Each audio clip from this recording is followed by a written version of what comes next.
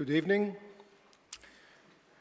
I'd like first of all to thank Alberto for this invitation. It's a pleasure and an honor to be here and to be discussing these ideas, which have basically been taboo in Europe for years. I should say, first of all, that I have been working and living in London for 35 years, focusing on political economy, on money and finance. So I will speak as a kind of Englishman, ersatz Englishman. But I'm also a Greek, and I've been heavily involved with events in Greece the last few years. So I will speak as a Greek too, and hence disaster, because in the case of Greece, the word applies fully.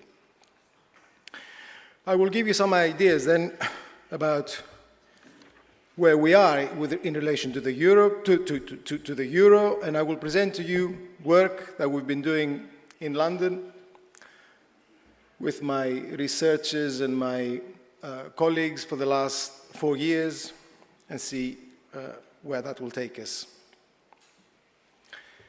Now, the monetary union, the European Monetary Union, is a very peculiar structure. There have been many monetary unions in the history of the last 200 years, and there are many monetary unions extant at the moment. The European Monetary Union is quite unique because it is, on the one hand, a formal alliance of sovereign states to create an international reserve currency. The world aspect of the euro is of paramount importance in this. It must never be forgotten that the euro is a competitor to the US dollar. However, the European Monetary Union is also a formal alliance to create the domestic monetary standard of originally 17, now 18 nation states, which is a very different type of money to international money. Combining the two was not really necessary.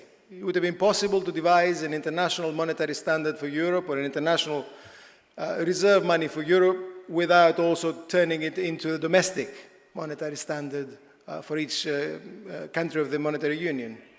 But the decision was taken to make the euro be both. And that was a fatal decision because the international functioning of the euro and the domestic functioning of the euro contradict each other.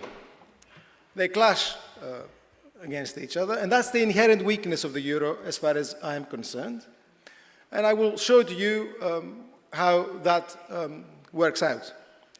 Not only this, but in my reading of the situation, the changes needed to make the international and the domestic roles of the euro compatible with each other are highly unlikely, given the social, political, and institutional conditions of Europe at the moment.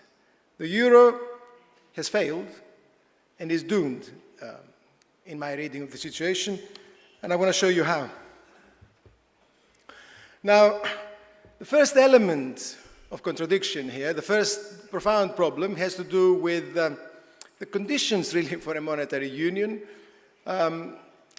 connected to competitiveness. You don't have to have countries in the same level of competitiveness to have a monetary union. It is possible to have countries with different levels of competitiveness in a successful monetary union, or successful for a period.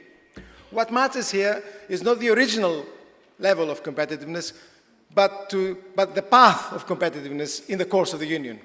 What happens is whether competitiveness increases for one country and decreases for another for particular reasons.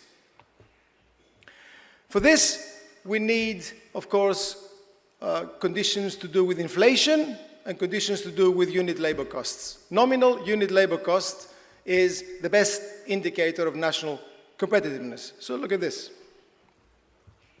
This is unit labor costs in Germany, France, and Southern Europe put together. Southern Europe is here, a variety of countries, excluding Italy. Now, if you look at it, you will see that up there, obviously, Southern Europe has rising unit labor costs, in other words, declining competitiveness. This straight line is the ECB's inflation target, which is a little bit at 2% annually. So unit labor costs in Southern Europe exceeded the target of the ECB quite consistently from 1999 to 2008. That seems to be the problem. Southern Europe is losing competitiveness. However, the real outlier is not Southern Europe. The real outlier is down here.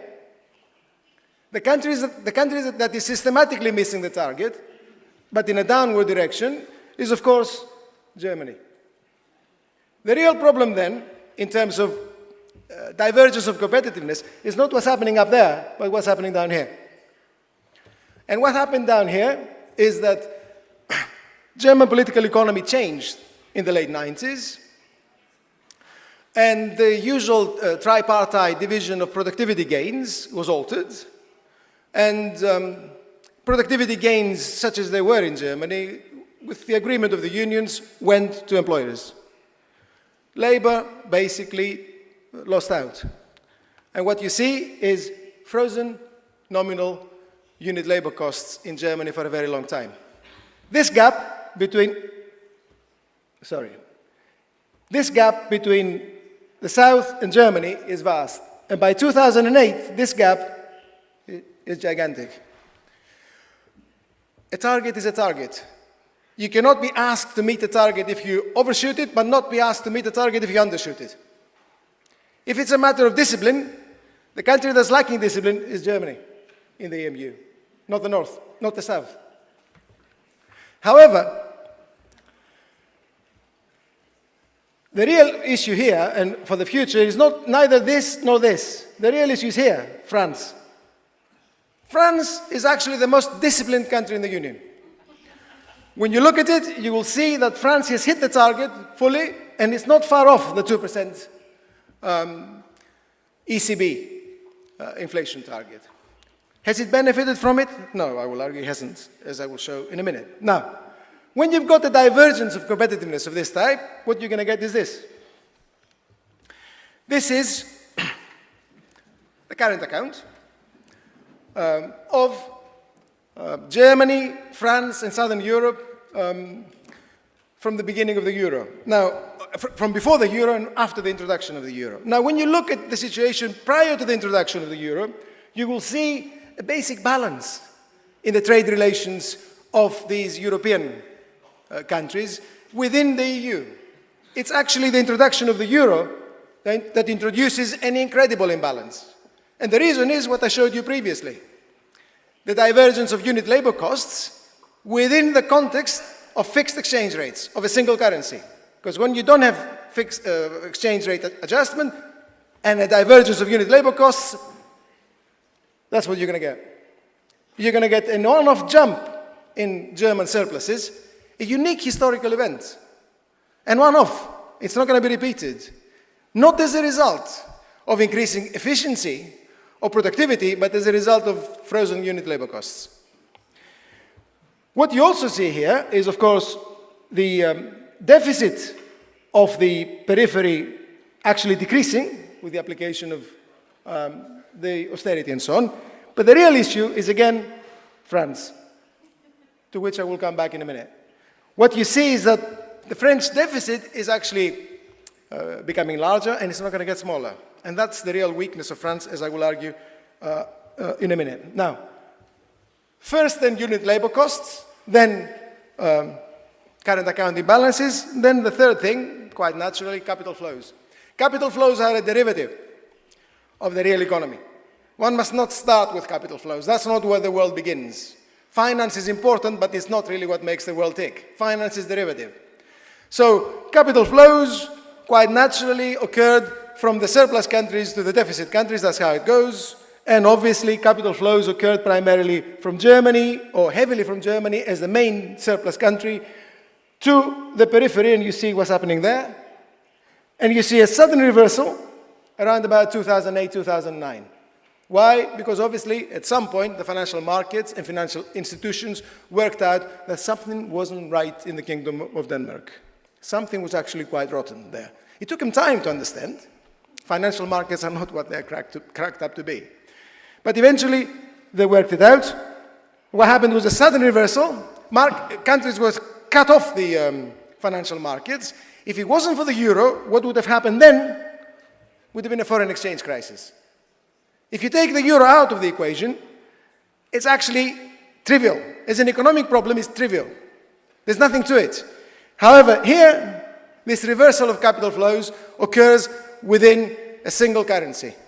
There cannot be a fall in the exchange rate. What there is a collapse of society in the south and elsewhere. Now, the policies that were applied towards the periphery that suffered the brunt of it were clear and clearly understood. It's what I call the Holy Trinity. Stabilization by imposing austerity, severe austerity. In the case of Greece, disastrous austerity, unprecedented austerity. The swing from deficit to surplus in the Greek budget is just phenomenal. So stabilization through austerity. The second set of measures was growth, presumably, by imposing reduction of wages to lift competitiveness, which I showed you previously, and then privatization and liberalization. At the same time, private flows, which had swung violently in the opposite direction, were replaced by official flows. The periphery continued to borrow, but from official lenders. This was the mix of measures adopted by the European Union. The result in the periphery, disaster. There's no other word to describe it. Because when you apply this kind of policy to state expenditure and to wages, what you're going to get is collapsing demand. This is elementary. It's second-year economics. Not first year quite, because first-year undergraduates don't quite understand it, but second-year undergraduates definitely get it. So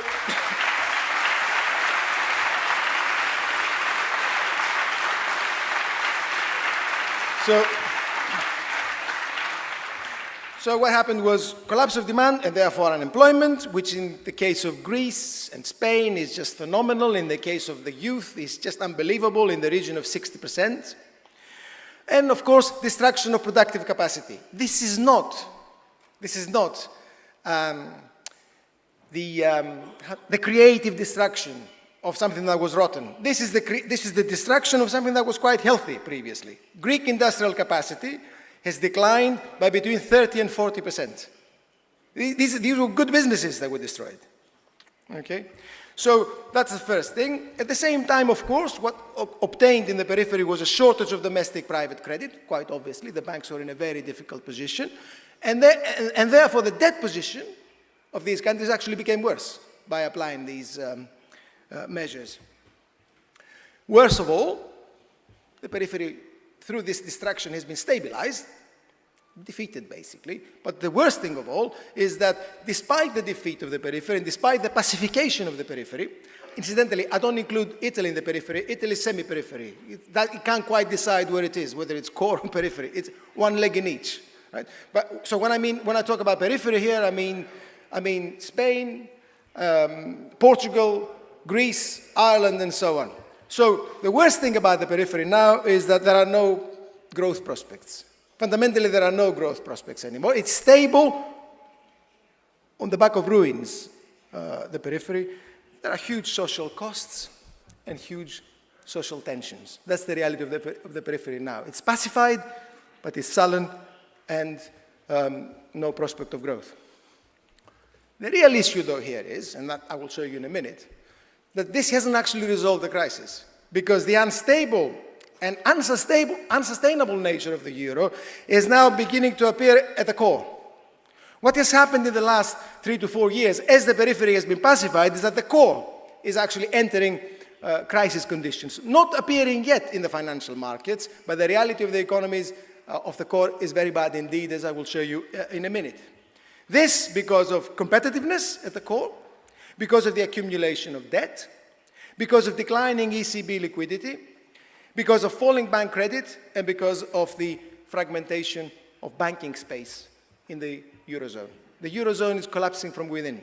That's basically what's happening, while the leadership of European countries thinks that it has rescued it.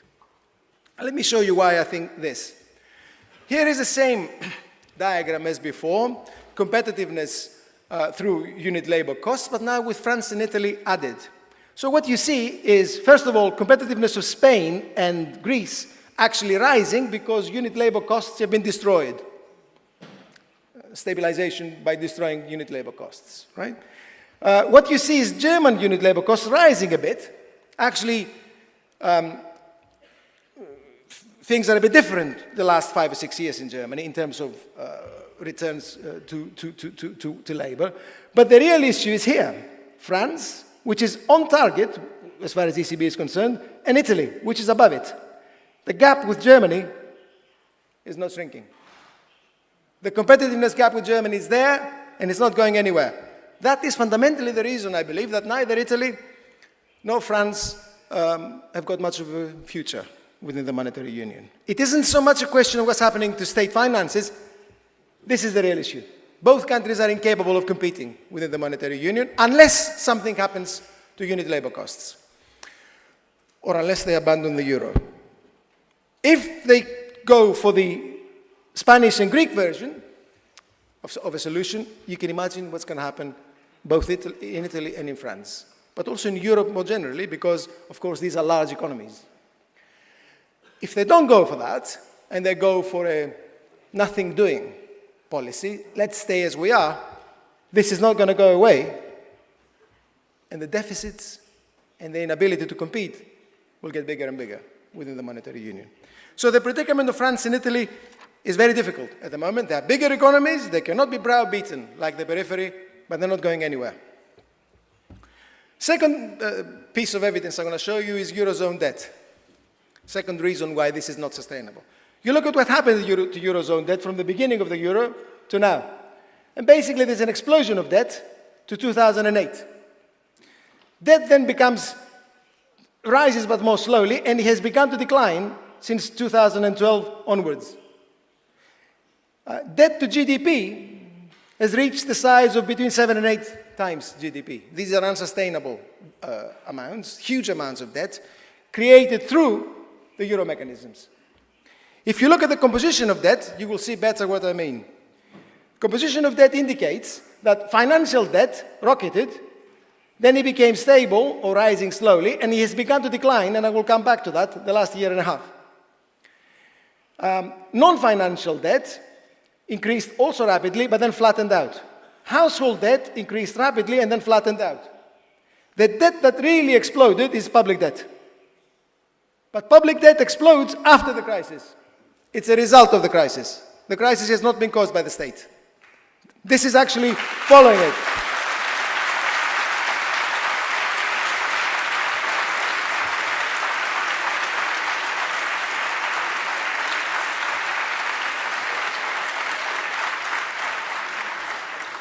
Nonetheless, these levels of debt are huge. Huge and unsustainable for a variety of countries. And guess which country has some of the fastest growing debt in Europe? Germany. German debt has rocketed the last few years for a variety of reasons. Germany is not capable of increasing its debt like people think. Oh, the Germans will take on Europe's debt. No, they can't. It's not as easy as people imagine. The problem of debt applies across the Eurozone right now, and it's a very serious problem. So that's the second thing I wanted to show you in terms of debt and its composition. And now let me show you a few things about banking. This is Mr. Draghi. We can call this the Draghi effect. Because Mr. Draghi, or the ECB, increased the provision of liquidity very rapidly once the crisis began. Liquidity increased, jumps up. That allows the banking system to survive, basically.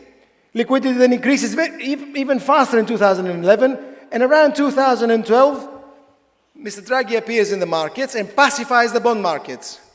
How does he pacify the bond markets? OMT, which has been mentioned previously, which is what? The OMT is basically a threat against speculators. That's what it is. I am the biggest player. If you speculate against me, you're going to lose. That's what basically Mr. Draghi told the bond markets, and he won. Because if I wanted to bet against peripheral country bonds, I wouldn't take on Mr. Draghi, because I know that I would lose. So he won. He basically pacified the bond markets by saying that he would buy peripheral country bond in the debt in the secondary markets. He didn't have to use it. The threat was enough. But the other thing he did at the same time was to reduce liquidity. This has been much less mentioned. Exactly the same time, liquidity provided by the ECB to the banking systems of Europe began to decline very rapidly. This is the second leg of Draghi's policies. What has that done? Well, look at it here. This is bank lending in Europe. And bank lending in Europe increases rapidly to 2008, then goes flat as banks obtain liquidity from the ECB and can maintain business. Once liquidity provision begins to decline, bank lending also begins to decline. The banks of Europe are shrinking. Europe is acquiring a smaller banking system in this way. If the banks are shrinking, so is business, of course. There is no capitalist activity without bank lending, or successful capitalist activity without bank lending. So the economy of Europe is actually in trouble as a result of declining bank lending. But bank lending is not simply declining. Bank lending is also doing something else in Europe. And what it's doing is to become more domestic. The banks of Europe are becoming more national. Now let me say, there is no such thing as a European bank. We often say that, but it's a heuristic term. It's a manner of speech. Banks are Italian, French, German, Greek, and so on. There's no such thing as a European bank, although there is a European interbank market. What has happened in the course of the crisis is that banks have become more Italian, more French, more English, more German, and so on. Now that indicates the fragmentation of the euro space from within, as it were, because without a unified, homogeneous banking space, monetary unions can hardly be successful. And what you see here is, of course, that domestic lending by banks in Europe declines until the crisis comes, and then it rises. Whereas lending outside, non-domestic lending, rises until the crisis, and then falls. Banks are becoming more domestic, but they're not becoming just more domestic. Banks are lending more to their own states, the so-called doom loop. So what you see here is banks acquiring more state securities, European banks acquiring more state securities, and more domestic state securities. There's an explosion of domestic security holdings by European banks, not just in the periphery, across the board. Whereas other euro area securities decline. So European banks have become more domestic and more closely connected to their own states, more fragmented. Right at the moment when the leadership of the Eurozone is talking about creating a single banking space. Exactly the opposite is actually taking place. The banking space of Europe is fragmenting, and therefore the euro is undermined from within. Now, I haven't got time to develop these things, unfortunately. I want to tell you a couple of things about the periphery now, and finish with this. In this context of continuing crisis and collapsing, basically, or fragmenting Eurozone, peripheral countries, which have been pacified, I repeat, they've been stabilized, face two options. The first option is long-term stagnation. The talk about, let's bring wages down and then we're going to grow because there will be foreign investment and so on. It isn't even worth laughing. I mean, it just isn't serious. Basically, peripheral countries are facing long-term stagnation with inequality, low incomes, and everything else that goes with it. The other option is, of course, exit. Now, I know that it's highly unlikely, and I know that in this context we're discussing exit of northern core countries in a way. But I want to discuss exit of peripheral countries a bit here. Exit of peripheral countries was actually a real option in 2010, 2011, certainly in Greece. But the Greek policy elite and generally business and other elite in the country got cold feet and decided not to go for it. Exit remains, however, an option. And exit, for me, has got basically two dimensions. It can be contested or it can be cooperative. No question cooperative would be better for all concerned, but we've got to consider contested exit in the first instance because that's more likely, I think. So when you look at contested exit, I will not name the country which I think might go for contested exit first. I shall leave it quiet. The catalyst is likely to be political change. I don't think it will be economics, and I don't think it will be a social unrest. It will be political change, I think. And the real trigger for that is likely to be debt, the volumes of debt that I showed you before.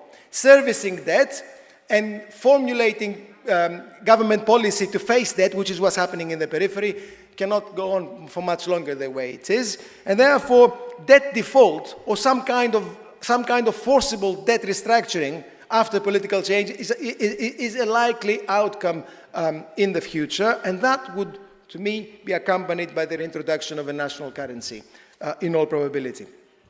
I'm speculating, but then such is life. Should that happen, there will be three major problems. If there is debt default and the forcible introduction of a new currency, there will be three major problems. The first would be monetary circulation problems. The second would be a banking crisis. And the third would be a likely exchange rate collapse and an inability to supply markets.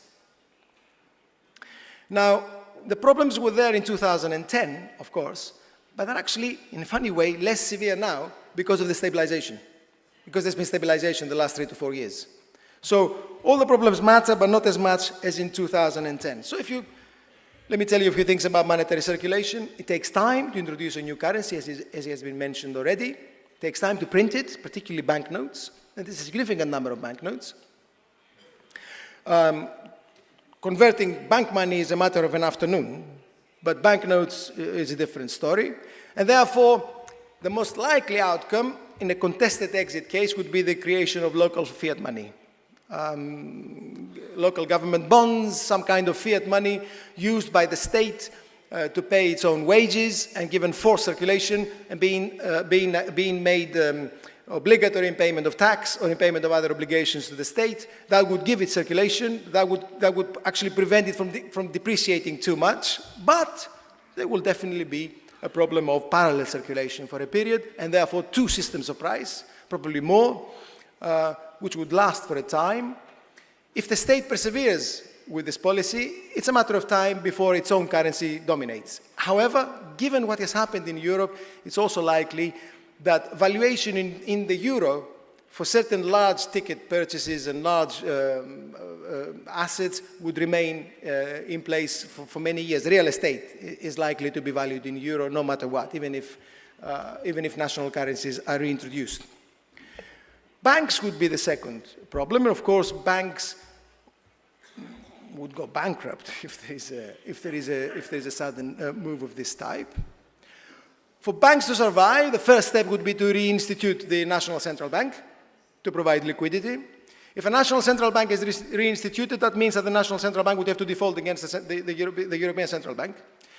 Intra-central bank debt is a very peculiar form of debt anyway, in law and in practice, and it remains to be seen how that will be settled. But nonetheless, there will have to be something of this sort.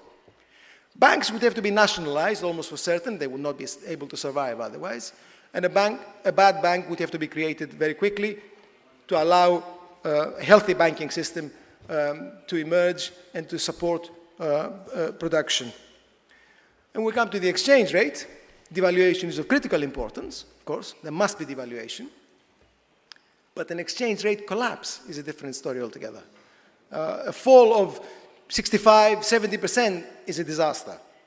And that has to be avoided, but avoiding it in the case of contested exit is a very difficult thing. You should have no doubt about it. Which means that they would have an immediate imposition of capital controls. We've seen the European Union do that in the case of Cyprus, in contravention of its own regulations. Draconian capital controls were imposed in Cyprus, so we know they can work.